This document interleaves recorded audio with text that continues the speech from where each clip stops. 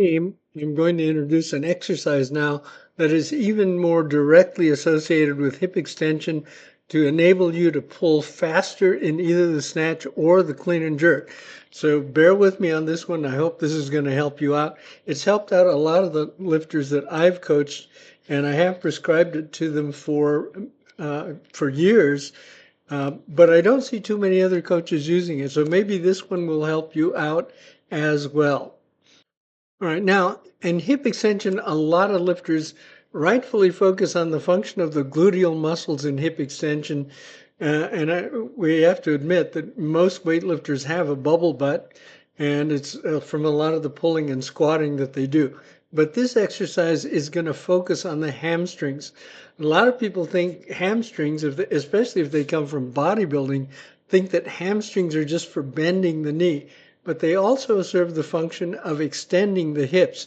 So sometimes we need to focus on that aspect of hamstring development. So that's what this video is about. Now, I first learned about this exercise back in 1984. I watched a lifter from Mexico named Jose Garces, who was a 90-kilo lifter, pretty good lifter, did 152 snatch and 197 clean and jerks. And while he was training in the training hall for the 84 games, where I was the assistant training hall manager, I watched him do this exercise. Now, I had met Jose several years before, in 1978, at the Mexican Olympic Training Center, where he was a resident athlete. And shortly after I met him, he got kicked out of the training center for beating up one of the boxers. Good story. At any rate, this exercise was especially helpful in stretching and hence developing the hamstrings. So let's talk about this exercise, which is the wide stance straight-legged good morning. And now normally I just call it a straight-legged good morning. When I write it down for my lifters to perform, that's the name that I use. And here's one of my former lifters, Theo Mandan Lee, performing it. He sets up, takes a wide stance, locks the knees, and bends forward while he's looking straight ahead. And all of the work there is being done by the hamstrings. Now, in order to do this, you need to place your feet rather wide so that you get approximately a 90-degree angle between the thighs. So let's take a look at that.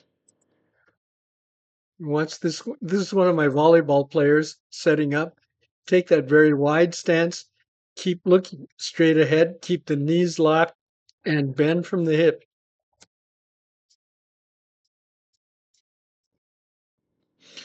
All right. So while you're doing this, you should make sure to maintain a rigid spine. Think of distending the abdomen, and that'll help you to keep a rigid spine. Keep looking forward. You don't want to make the mistake of looking down because that'll give your back a tendency to curl. And make sure that you bend from the hip. Now, the normal rep and set scheme is what I prescribe for my lifters, 5 to 8 reps per set for 4 sets. We do them 1 to 2 times a week during preparation mesocycle and once a week during the pre-competition mesocycle. And it's always the last exercise in the session because it doesn't take a lot of energy. So when you get to that last part and you're just tired, but you need to do a little extra work on strengthening the muscles that are going to help you with hip extension, this is the exercise for you to do. Now, if you're a weightlifter with tight hamstrings, which means when you go down to the squat and you get the butt wink and your butt tucks forward, it's because your hamstrings are tight. So this exercise is excellent for stretching out the hamstrings so that you don't have the butt wink. Now, for the strength and conditioning coaches out there, this is an exercise I taught to one of my lifters, Larry Leverman, who was an assistant strength and conditioning coach at USC back in the 1990s. And he had a couple of track athletes, Inger Miller and Quincy Watts, who had chronic hamstring problems. So I showed him this exercise. He incorporated that into their strength and conditioning work, and it helped their hamstrings to stretch and get stronger. And as a result, their injuries were alleviated in the hamstrings, and they went on to do fairly well in the 1992 Olympics. Inger Miller got a silver medal in the 100-meter dash. Quincy Watts won the 400 meters. So this exercise helped them a lot. If you're working with athletes with tight hamstrings, you might want to incorporate this exercise with them. Now, these are variants that are more extreme. So if you can do it and you have no problems as far as the flexibility aspect goes, try doing them seated on a bench with your toes up. And this will cause you to stretch even further.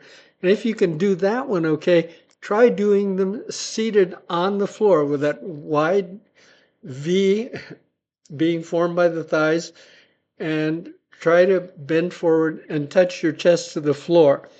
I have a 62-year-old lifter, Deborah Robinson, and Deborah can do these seated on the floor at 62 years of age.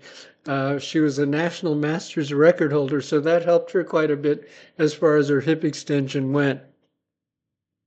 If you've got questions, please be sure to include them in the comment section for this video. And I hope this exercise will help you if you've got that problem with hamstrings and with hip extensions. So good luck with your training. And if you're a coach, try putting this into your athlete's training regimen, and it should help them out quite a bit. Okay? All right. Well, good luck, and I wish you well with your lifting and coaching.